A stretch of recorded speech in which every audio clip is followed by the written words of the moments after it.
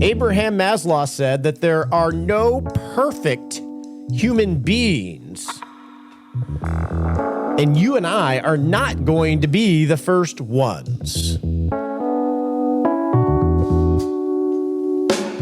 Well, hey there. Welcome to the Retirement Answer Man Show. My name is Roger Whitney. I'm your host, and this is the show dedicated to helping you not just survive retirement, but to do the work so you can have the confidence and lean in and rock retirement, even in a recession or bear market or whatever life throws you.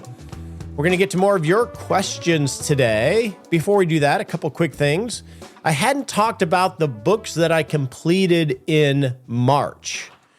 We've had a lot of fun talking about books, and you have been sharing with me, many of you, great books. So my list of books to read is getting longer and longer and longer. March was a little bit of a light month for me, book completion-wise.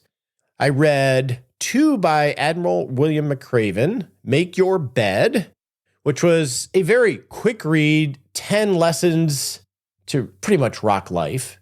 10 lessons you need to know. Lesson 1, start each day with an accomplishment. He talked about making your bed. Success requires teamwork. What's inside counts, etc. Very quick read, great book. Just as a reminder, you can complete this book in a day. The second book that I read was also by William McRaven called Sea Stories, that had, stories of his career with lessons, life lessons and wisdom around it. And it was a really interesting read because it's an area that I'm not as familiar with, and I like that kind of stuff. So 2 great books with a lot of wisdom on how to live a better life. The third book I read was Build by Tony Fadell. Tony Fadell was instrumental in the creation of a lot of things, the iTunes store. He worked at Apple, the iPhone, and then the iPad, and then he moved on and helped create the whole Nest ecosystem. What I really appreciated about this book was it was about building a business in an unconventional way, which is sort of fun for me to think about. But what I appreciate about Tony's perspective was it came from a design perspective and how important design and the architecture of things is to the experience that people have. One great example he gave when he was talking about Nest, which was the smart thermostat. He reinvented the thermostat essentially from something that's very boring and not very efficient, was the fact that they included a screwdriver when you purchased a Nest thermostat that was branded, and it was, from a financial perspective, didn't make any sense. It increased the unit cost. Logistically, it just didn't make sense from a business perspective, but from an experiential perspective, it meant a lot in terms of building the culture of the company and the brand. So I really appreciated that book. So those are the 3 that I read. My mind is in strategic planning and creation because we've just recast the vision for the club and the podcast and our financial planning practice. And we're going to have the retreat here at the end of May. So I've been in this thinking mode around these things. So far in April, this month, I've actually finished a lot of books. So I'm excited to talk about those next month. This is sort of how it works. I tend to read 3 or 4 books concurrently. And I'm getting through a lot of them. I've been on plane traveling, meeting potential advisors. We actually just hired our financial advisor for our practice, which I'm really excited about. It was a very difficult decision. And so I've been on a plane a lot. That helps me complete a lot of books. So hopefully you've read a lot of great books, and I'm excited to hear what you share. We'll put links to these books in our 6-Shot Saturday email. Now, if you are looking to create a retirement plan that you can have confidence in and surround yourself with amazing people to be your cheerleaders and your coaches along the way, join me on May 11th. I think we have one other date that we're going to have an open house to talk about the 4 phases of a great retirement plan, and have an open house to explain the Rock Retirement Club and how it can empower you to create a retirement plan that you can have confidence in. We'll put links to sign up for that live webinar open house where I'm going to chat with you about 4 phases of a great retirement and show you the club. Or you can go to livewithroger.com and hang out with a lot of awesome people. With that, let's move on to your questions. Let's get to some of your questions. If you have a question for the show, go to rogerwhitney.com/Ask Roger, and you can leave an audio question. You can type in your question. You can just say howdy. That'd be cool. Our first question comes from Bill. Bill says, I discovered your podcast following your interview on Morningstar's The Long View and have been working my way through the archive ever since. It covers a lot of topics and is incredibly informative. Awesome, Bill. Welcome to the show. We are excited you're here. We have a good group of people here. Bill's question. I have a question about retirement planning software, specifically Monte Carlo scenario planning. There are obviously many options out there with varying levels of detail, flexibility, and price. I have used the basic free version of New Retirement and others. I know that the RRC has access to Money Guide Pro, but this is geared towards financial advisors and very expensive. Are there any retirement planners that you would recommend with the ability to do detailed planning and good alternative scenarios at a low cost? In addition, how does New Retirement Planner Plus compare with Money Guide Pro Elite? Thanks for your help, Bill. That's a good question, Bill. I have not done a survey in a long time of consumer-facing retirement planning calculators, mainly because it's not my business. It's not what I do for a living. I've used Money Guide Pro for well over 10 years as my core retirement planning software engine. I've also used New Retirement Planner Plus. We had that as a benefit for RRC members. We pivoted and now give free access as a member to Money Guide Pro Elite. And the reason we did that was twofold, really, is that the Monte Carlo engine within Money Guide Pro is just much more robust because it's a much more mature product. It's been around for decades. It's the most widely adopted retirement planning software by financial planners.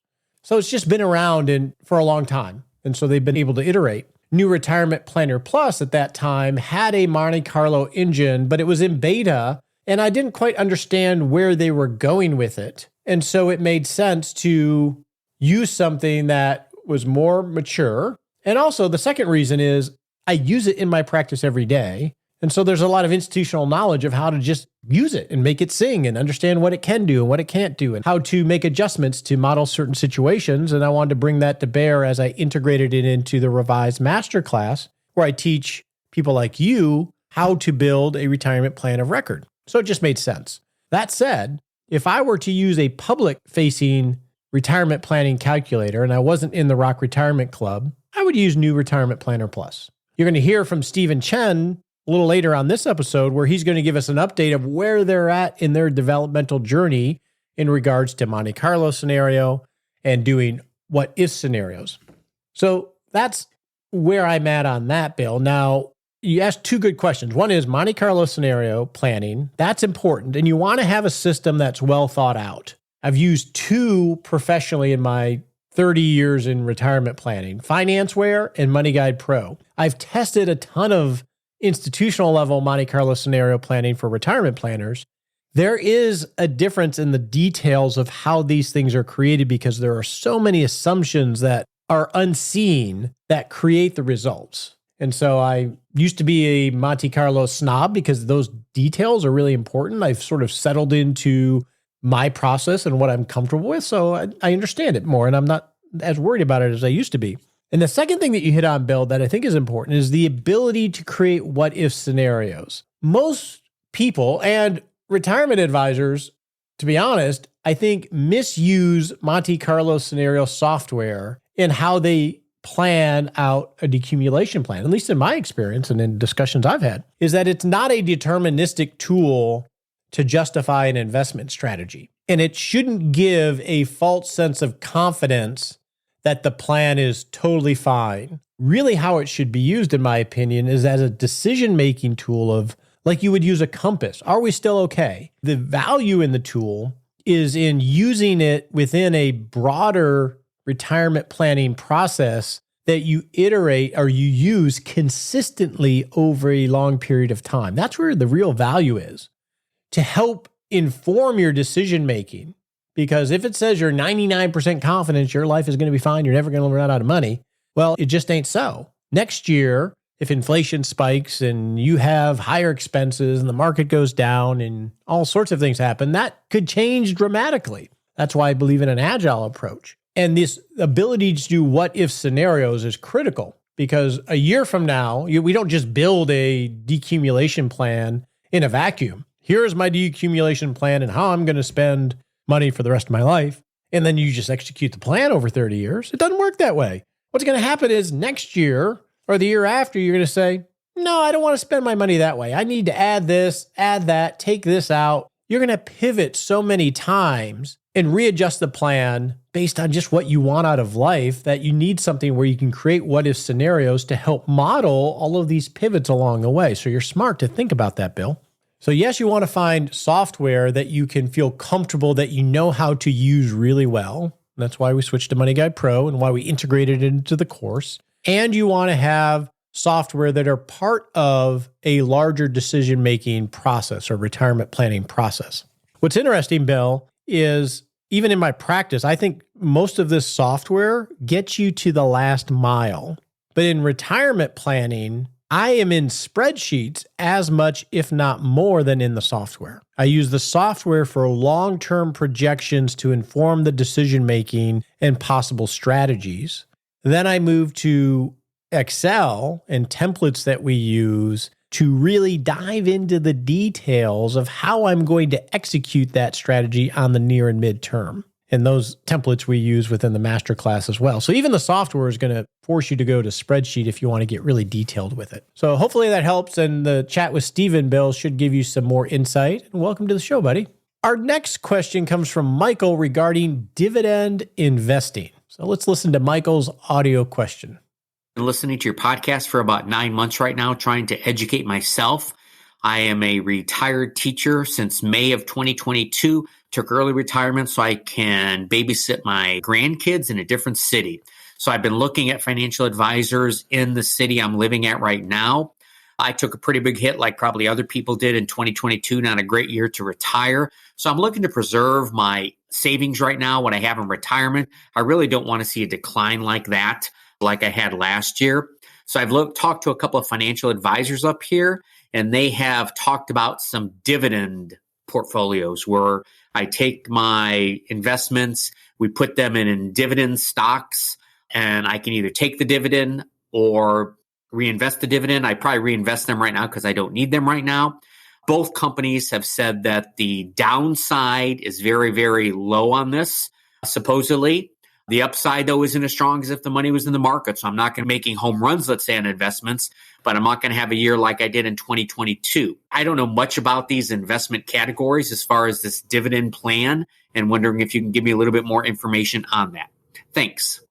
Hey, great question, Michael. And what a great privilege to be able to retire early to be grandpa to your grandchildren. That's awesome. Congratulations. Unfortunately, you did that in a bear market hit. So from a internal standpoint, that has to be a little disconcerting. You retire, you lose your income, you're spending money from your assets in some way, you're not sure about the rest of your life, and you have a bear market, and it's like, oh my goodness, the perfect storm hit. So take a breath. I know it's stressful. Now it's just managing through this and having a good process so you can think through, will I be okay? What does this impact have? Where can I take advantage of this? And you're being active. You're being proactive about that, which I love. Now let's talk about dividend investing, specifically dividend stocks, which you mentioned. Dividend stocks are essentially a company stock equity that pays a dividend, which is a form of payment to the shareholders, the owners of the company, and they'll pay that dividend every single year. Some companies don't pay dividends. A number of companies don't. Historically, if you look at the returns of, say, the S&P 500, the dividends are a major component of the long-term average return of even the S&P 500, which has about an average of, I think, about a 2% dividend right now. If you lean towards stocks that favor paying dividends more, maybe you'll get a 3 to 4% yield. And that can be a component, Michael, of your entire retirement strategy. What I'm concerned about in your question is this. You had a bad year last year. So it sounds like you were still invested in an accumulation mindset, and probably in hindsight were more aggressive in terms of the investments you had than you really wanted to be now that you are without a job. And there's this big transition from going from accumulation to decumulation. where the whole game is different. You want to think about things differently, and it's not unusual to sort of carry the old strategy into the new life. And now you're looking, how can I not have such a severe downturn potential so you can feel more secure about your retirement, I assume, Mike. Now, you've gone and you've looked at advisors. I'm a little concerned about what both advisors are telling you. And I say this not knowing all of the story and the whole context. I'm only going off of your question. But the fact that they're talking about dividend strategies as an investment solution to the problem that you're trying to solve, having less downside, more downside protection like last year, that's a warning sign. That to me says they are more product and investment focused advisors than actual retirement planners. I made this point on the long view in that interview is that a financial advisor, even a certified financial planner, is different than a retirement planner.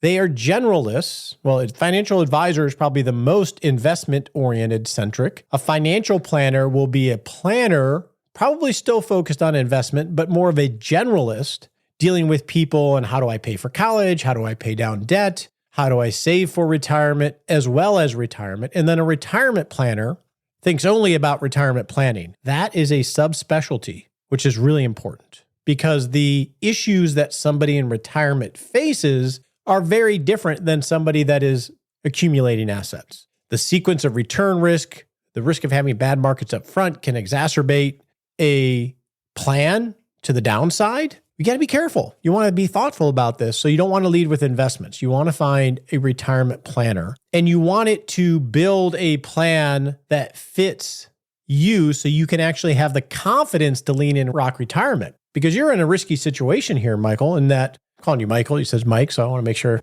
don't know what you like to be called. You need to build, this is what I want my life to look like, and this is what I project it's going to cost me. And then you want to organize the three sources of capital that you're going to use to pay for this life. Social capital, which is Social Security, pension, et cetera, those guaranteed payments. Human capital, if you work part-time. And then you also want to arrange your financial capital, all your money, so that you have clarity of how life is going to happen, at least in the near midterm, so you can have confidence even if you have a bear market. And dividend investing is not going to solve that. Because one thing that wasn't mentioned, and they said there was limited downside, if you're buying dividend stocks, they are still stocks. They're still going to go down in a bear market. If you're in a bear market with rising interest rates, they could go down more because interest rates have an impact on dividend stocks. So I'm not quite understanding how they could say it has limited downside unless there's more to the story than you shared. So be careful there. But ultimately, I think a better approach to take, Michael, is to organize your assets. So for the near midterm, meaning 1 to 5 or 6 years, you're focused on having monies that you need to pay for your life. And you're focused on putting that in things that will give you guarantees of the return of your money, with the return on your money being secondary. Because all your savings are essentially deferred income, and you're going to need some of that to help pay for this great life as a grandfather. So you can segment the longer term money that you need to hedge for inflation and you would like to grow for monies that you know you're not going to have to touch for 3, 4, 5, 6, 7 years. And by doing that, the money that is going to be most volatile going up and down, whether it's dividend stocks or not, are going to be monies that are very long term, so you don't worry about it so much because you have at least a 5-year cushion of safer assets to draw from or use to move around the board. And so if a bear market happens, you shouldn't miss a beat because anything that went down in a bear market is money you're not going to have to touch for at least 5 years. And statistically, it sets you up for better success. That's a better way, in my opinion, Michael, to approach it. I'd be very careful with the advisors you're talking to based on what you said, because it sounds like they're leading product first. And I don't understand how they say dividend stocks has limited downside. That doesn't make any sense to me. I would say find a true retirement planner. Conflict of interest alert. We do flat fee retirement plans at retireagile.com. We're currently doing those. And we teach people how to build a plan in an organized way in the Rock Retirement Club. Self-interest alert. FYI, but Michael, I would be wary in pursuing this, and I don't think it's going to get you the result that you want, at least with information that you shared. So our next question comes from Who is this fine person? Phil. Phil asked a question regarding indexed annuities. Hey, Roger, thanks so much for your podcast. I love them. Oh, thanks, Phil. I have a question for you. What are your thoughts around indexed annuities with guaranteed downside protection? I am considering investing about 20% of my IRA assets into an annuity that is tied to the S&P 500. It guarantees 20% downside protection, has no explicit fees, and pays out in 6 years. This is long-term money that I don't need for many years. That's a good question, Phil. And we haven't really explored in an organized way indexed annuities. And at some point, we're going to have to do that. So what do I think about this? So essentially, you put your money into this annuity. They say, hey, you can only lose 20% of your money. After that, you won't lose any more. And you could earn money tied to a particular index. In this case, the index is the S&P 500, and you'll get your money back in 6 years. You either get the 20% downside protection or whatever the return of the index was based on our complicated formula on the returns that go to you. I would think of this, Phil, as I would think of food. There's organic, an apple, and then there's manufactured. On the other extreme, a Twinkie. This is going to lean much more towards the Twinkie end. It's a manufactured product that nobody goes out looking for. It's product design meant to try to solve for, but also attract people that have a certain worry, fear, or in other areas, greed. It's a manufactured to try to fill that void of somebody that's afraid of the markets. I have seen these kinds of products in various forms brought out during every bull market and every bear market. When markets are really, really, really good, you get the attractiveness and the manufactured products of, hey, you can get double the upside of the S&P 500 by investing in this. So you get more of this great thing that you're attracted to.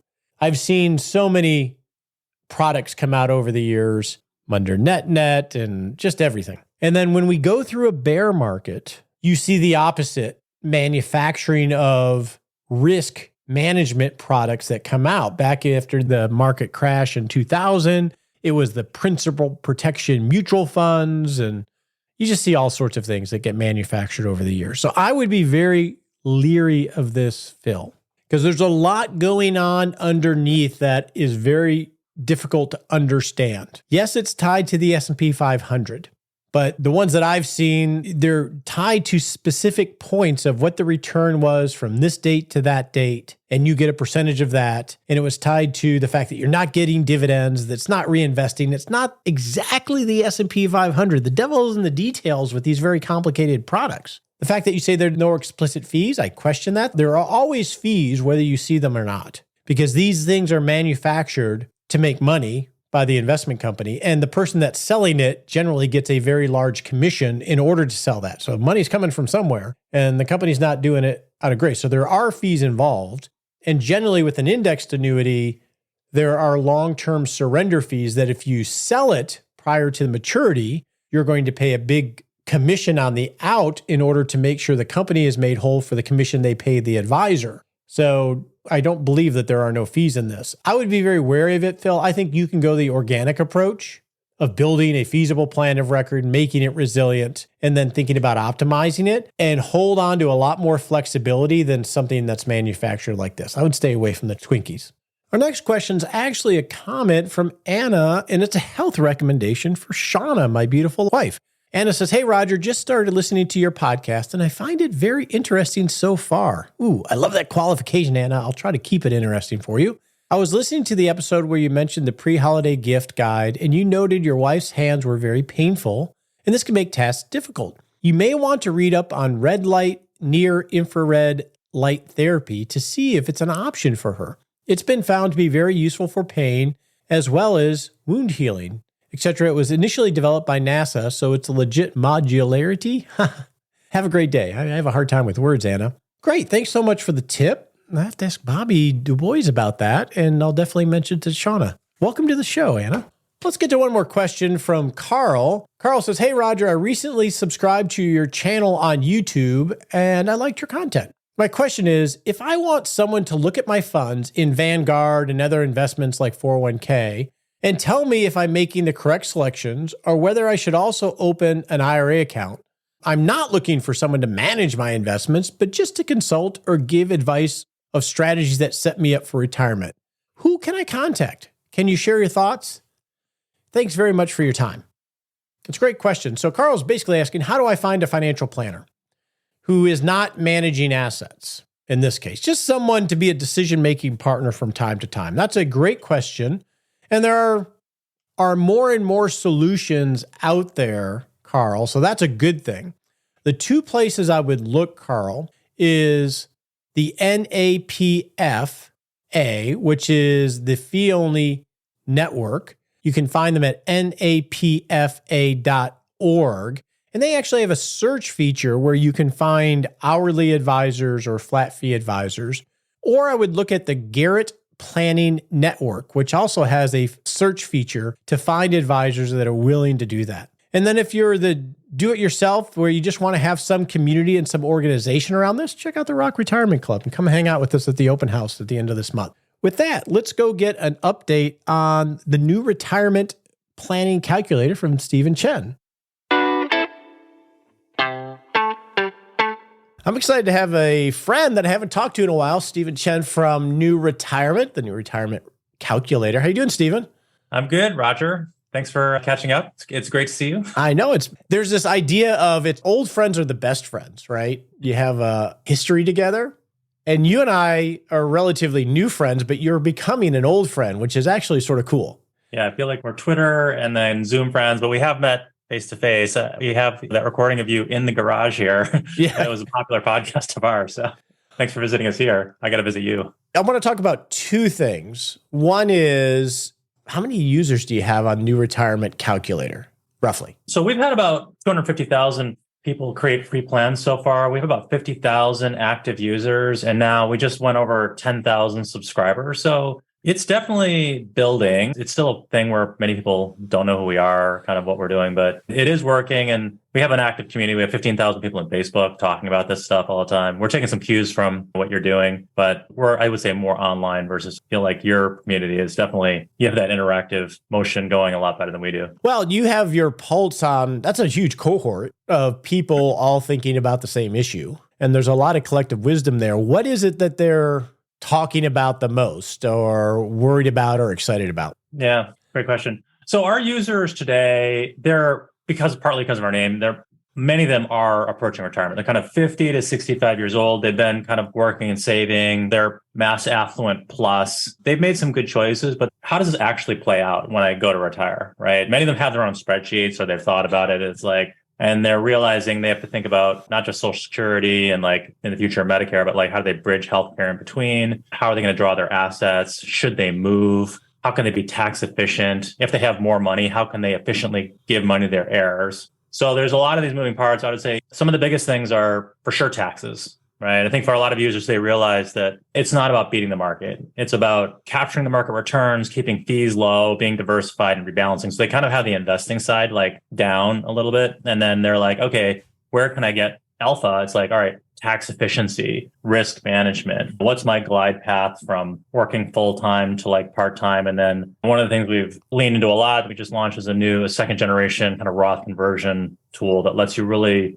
solve for certain tax brackets, maximum estate, minimum taxes, and people are really, that's been driving its record repeat engagement. We're definitely listening to our users. They can log things that they want to see us do, and then they can vote on things that other people have logged. So we're seeing what people are voting for, and that's one of the top things. Another big thing is scenarios. We let people now really easily create like, okay, what if I stay where I'm living here in California, or what if I move to Florida, that is a tax-free state, or what if I move back close to my parents in New York, or whatever it is? How does that affect my situation? And keep these scenarios and then compare them. So it really lets them kind of play out in detail and forecast what this could look like. And that was actually a question that I answered in the segment before this of what is the best retirement calculator to go use that has some Monte Carlo and specifically scenario planning.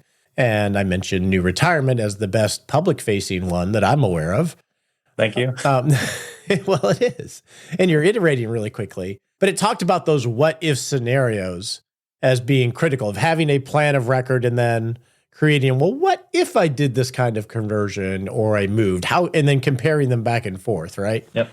Yeah, we've continued to lean into Monte Carlo. We're continuing to get more and more granular there. So we're kind of building our platform two ways. We have power users, so we're continuing to build it out for them. And then we're also working on make it simpler for kind of the Main Street America, right? How do you make this more approachable? People with a financial plan, they end up with 2.7 times the money. And it's because they get literate, they make good decisions. And then very often, either with an advisor or with a community like yours, they get the support to actually take action and execute their plan. And then hopefully get talked off the cliff if they see a 2008 or a 2020 pandemic. They're like, okay, wait, I can sit tight. If you zoom out of your money, you think about it so differently than if you're like day trading or thinking about like, hey, I want to try to capture crypto, some return or whatever. But like, if you look at your money from like a 5, 10, 20-year perspective, you can see that like there's patterns and you just need to do generally the right things around saving and investing. And then you're going to have much better outcomes. It is interesting that I think having a plan of record is the first step of being intentional, right? And having at least some true north to iterate on to help bring you back to, this is what I put together when I was not stressed or not greedy or fearful or whatever. Yep. Yeah. It's like, it gets you, I think, just thinking about it. There's a guy, Mark Suster, and he wrote about how he's like a venture investor guy in Silicon Valley. Anyway, he wrote about how he lost 65 pounds. And he's like, what worked for me was he'd tried like extreme diets and working out for like 20 years. And then he just says like, I'm going to weigh myself every day and think about it. I'm going to get my mind ready, right? So think about how I want to approach this problem, learn about it, and be thoughtful of what I eat, and then gradually ramp up exercise and just measuring things, being thoughtful of having a plan, learning as he went, having an approach worked, and and he could see the progress. And then like 18 months later, he actually set up to drop like 30 pounds, dropping like 65 pounds. It was kind of an incredible transformation. So it makes me think of a tweet you actually put out today. It was about Stoicism. And you said something about, wow, this is a lot more than just what you think of. Oh, that person's stoic. So obviously you've been diving into that a little bit, maybe. Well, it's interesting. I had a conversation. So there's one of my son's friends, he's like, these guys are 18, 19. And so he's a drummer. And he's been doing some work with like the Foo Fighters, and he's a thoughtful kid. He's been really kind of thinking about like being more intentional in his life and like of trying to avoid the distractions of like smoking pot or drinking, right? And he's doing something hard, which is like, he wakes up, I was like, what's a day in life like? He's like, well, I wake up, I drum for hours. I'm trying to get my body. He's got like scoliosis, so he's trying to like make his body stronger and more balanced. And then he has this vision. I'm like, all right, how do you think about your life? And he's got this vision for where he wants to get to. And I was like, oh, it was reminding me of conversations I was having with some friends about like Seneca, right? And like Stoicism, who I kind of like aware of, but I didn't know much about. So I started looking at it and then I was like reading about it. And then so I read about it and I sent him that. And then I saw his video and it does a great job of explaining Stoicism. And I actually realized Stoicism is like, just deal with adversity. And, right. And that's about it. And then it's like, actually, it's about wisdom. It's about temperance. It's about justice. And it's about courage. And I was like, oh, there's a lot more here. I mean, so whatever, sharing that. I'm like, no, you read my tweets, which I appreciate.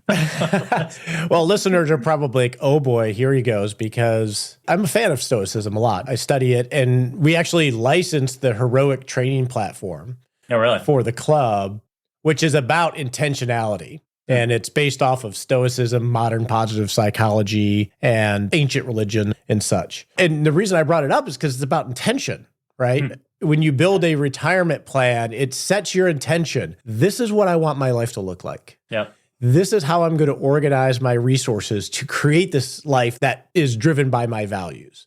Yeah. That's the intention. But what ends up happening is the next day you wake up and you're tired or you're fearful or you're stressed. You forget your intention. And you have to have a system to remind yourself of your intention. It's interesting. Like, I feel like it's so awesome what you're doing and how you think about this. And it's good that people with enough money have the space in their lives to think this way, and maybe the experience and context to learn about it and then act on it. It feels like ideally, right, people would do this in their 20s or something. They think about this. Now, maybe they don't have the maturity or it's like, whatever. We think so differently, right? When we're 20 years old, totally. When we're like 50 plus or whatever. So, but do you ever think about like, should this be happening or could this happen for what do you mean? What do you mean? Could people be more intentional about their lives in a systematic? Could there be a community for younger people that does the same thing where you're like, hey, 100%. think about your life? I guess if it's not related to money, that's exactly what Brian Johnson's building is how do I be intentional about my life every single day, right? We always know carpe diem, right? Seize the day. But it really comes down to carpe punctum, which is seize the moment. You only have this moment and you have a stimulus looking at the market or looking at crypto, and then you have your response and there's that moment in between, and that's what you have to master. So as an example, if you think about your life with your friend, if you think about Steven, he has 3 major domains in his life. He has his energy. You have to have the energy to be able to show up, right? If you're eating bad or sleeping bad or not exercising, your engine's going to be coughing. You have to have an identity there. And then you have to have your work or your passion. Happy people have projects. And then who you are in love or relationships, right? With you and I and you and your wife, et cetera. And anyway, I'm going off on this. But I think this relates a lot to retirement or even to younger people is to be teleological and set little targets and to have the bigger strategic plan. This is the retirement plan that you guys help build in your tool. But then what do I do in the next 30 days or in the next month? Right. That is the same thing. The next quarter. I think that really is what needs to be integrated. And it sounds like you're the first step in building this plan. Well, we've been definitely thinking a lot about the money side. I think there's the whole life side is a huge part of this and facilitating that. We've talked about it, like time is our scarcest resource, but you have to have that intentionality, right, in your life and then also design for it so that you can help other people achieve that. And that's something that we'll think about more. This is a good conversation. And it's interesting, like thinking about my son's friend, it's like when you're younger, unless you come to that realization that you want to learn about this and there's all this stuff to be learned, it's hard. But if you do realize this and engage in it, there's so much out there. It's like all these people have come before who have thought about this deeply and written about it. That's out there. I just got to want to get into it. Yeah. Okay. That was a sidebar. Sorry, everybody. But I saw Steven's tweet. And I think the integration of that with retirement planning, any kind of planning, actually, even financial planning, doesn't matter whether you're 20. One big thing that frustrates me, and I think I expressed this on the Longview podcast when I was on there, is it's not about the money, especially in retirement when it's sort of the harvest, the reaping. It is about the life.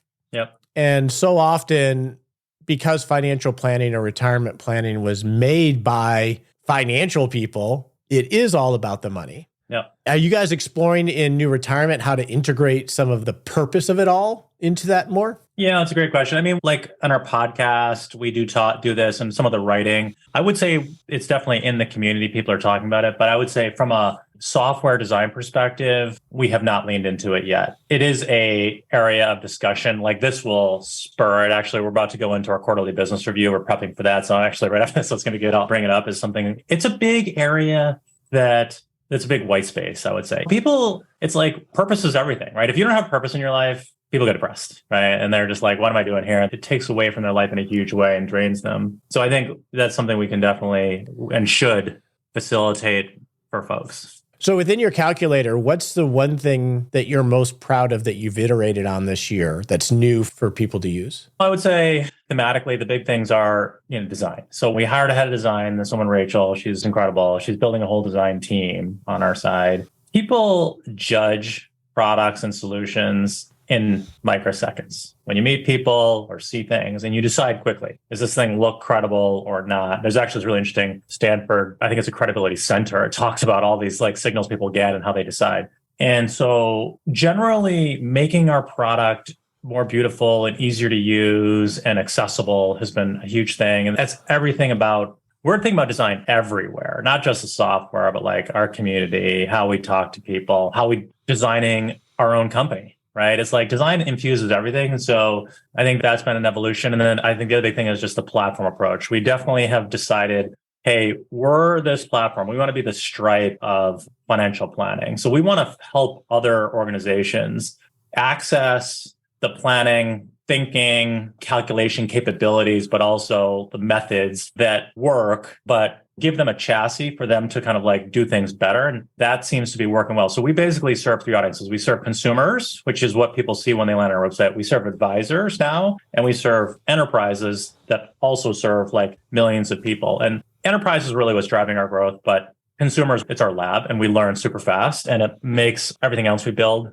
better. I do think that if you're looking for a retirement calculator as a consumer, New Retirement's the one to use. It is beautiful.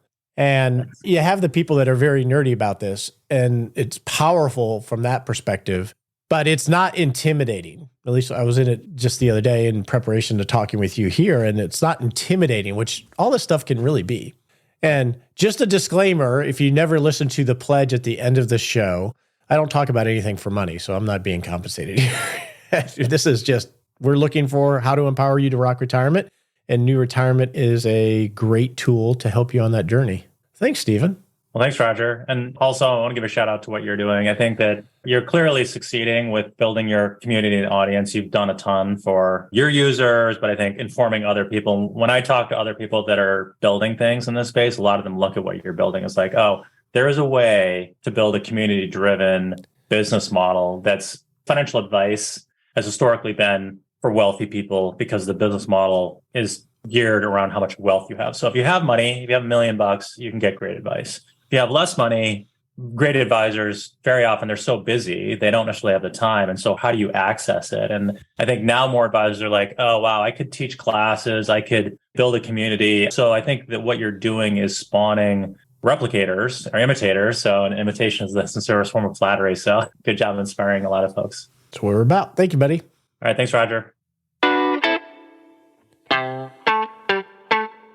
Now it's time to bring it on because you are the hero that you've been waiting for. And today we're going to talk about relationships in retirement or in life in general. Your love, obviously the people you love in your life, but also your relationship to everyone around you is critically important to rock retirement as we age. And I just finished a book. This is a secret. I just finished a book in April on Adlerian psychology, which I really wasn't that familiar with.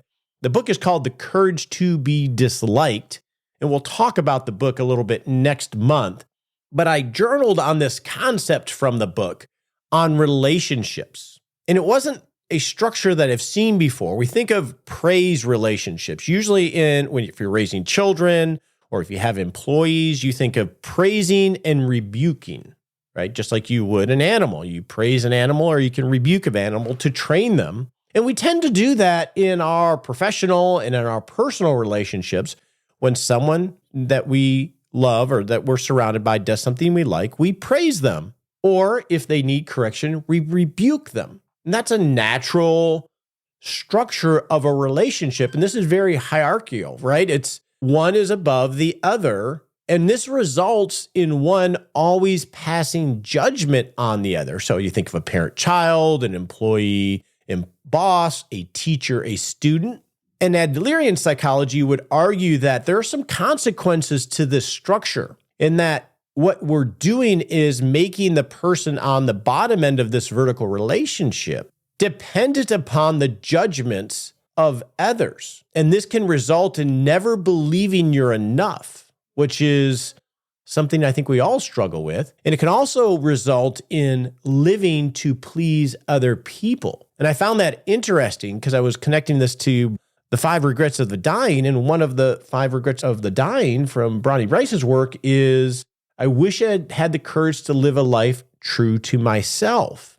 A vertical relationship, Adlerian psychology would argue, essentially conditions us to always seek praise, which makes us dependent on everyone else for our value. And so we sort of lose ourselves and we compromise our own life to make sure we get more praise.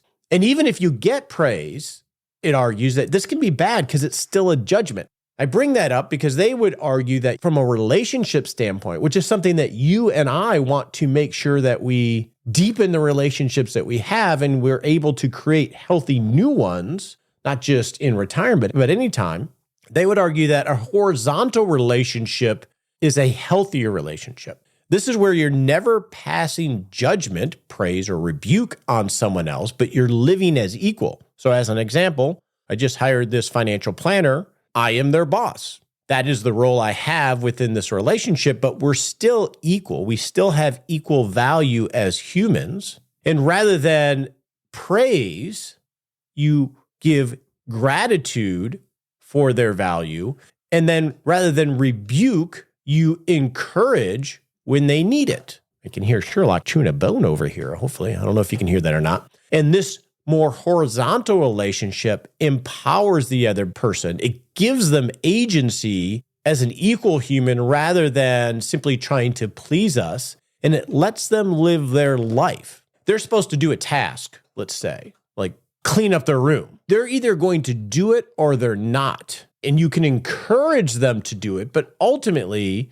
unless you're dictatorial in a vertical relationship, you're never going to make them do it. It's sort of that lead the horse to water, but can't make them drink type of thing. So the more horizontal gives them their agency. This also has some consequences of, hey, you can't just dictate what they do because they're their own person. They're going to live their own life. And we definitely found that in our relationship with our daughter in high school when she wasn't completing her homework, or if she completed it, she wasn't turning it in. We were in a vertical relationship, rebuking, and just putting our thumb down. And it took some outside counsel to say, hey, they basically told us, hey, she's not going to do it. You can't make her do it. Stop rebuking her so much. Let her deal with the consequences of her actions. And so that's what we did.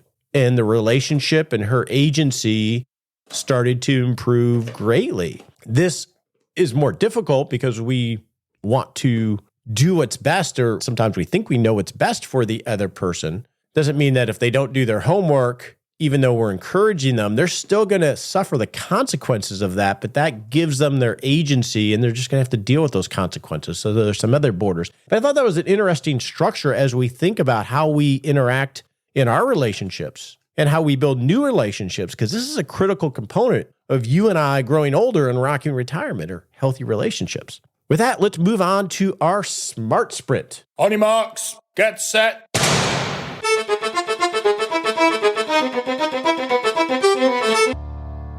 And we're off to take a little baby step you can take in the next 7 days to not just rock retirement, but rock life. All right, in the next 7 days, I want you to revisit your allocation plan or your retirement plan. If you're within 5 years of retirement, I want you to start thinking about what does it mean investment-wise to go from an accumulation strategy to a decumulation strategy. We've talked about that a lot on the show. If you are in retirement, especially early retirement, just confirm for yourself that you've made the pivot to have a retirement strategy and an investment strategy to fit what your life looks like, so you can avoid unnecessary losses of capital by being overly aggressive in your investments and more than you intended.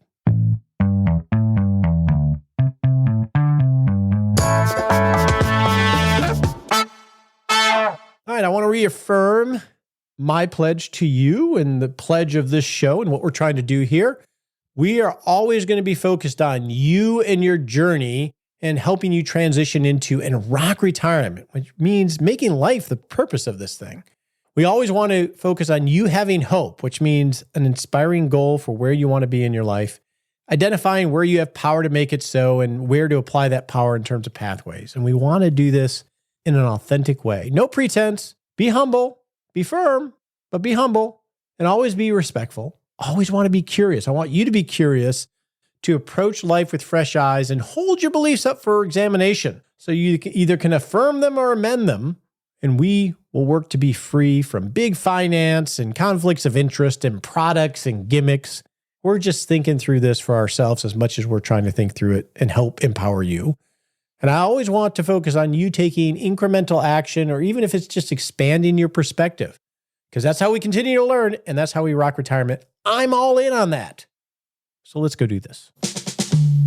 The opinions voiced in this podcast are for general information only and not intended to provide specific advice or recommendations for any individual. All performance reference is historical and does not guarantee future results. All indices are unmanaged and cannot be invested in directly. Make sure you consult your legal, tax, or financial advisor before making any decisions.